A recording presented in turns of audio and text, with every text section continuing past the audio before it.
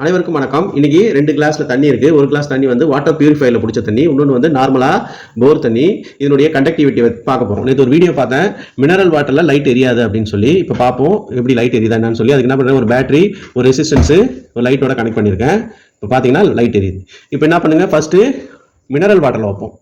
இதை பாருங்க, மினரல் வாட்டர்ல வச்சா அதனுடைய கண்டக்டிவிட்டி பார்த்தீங்கன்னா தெரியுது.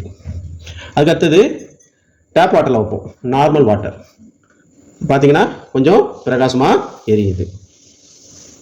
இது வந்து மினரல் வாட்டரில் வச்சது, கொஞ்சம் டிம்மாக எரியுது. அந்த மினரல்ஸ் கம்மியாக இருக்கிறதால போட்டிருக்கு. டேப் வாட்டரில் வைக்கிறது, டேப் வாட்டரில் வச்சா நல்லா பிரகாசமாக எரியுது. ஆனாலும் மினரல் வாட்டரில் வச்சா எரியாதுன்னு வந்து அந்த வீடியோவில். ஆனால் அது உண்மையில் மினரல் வாட்டரில் வச்சாலும் என்ன பண்ணுது, அந்த கண்டக்டிவிட்டி இருக்குது.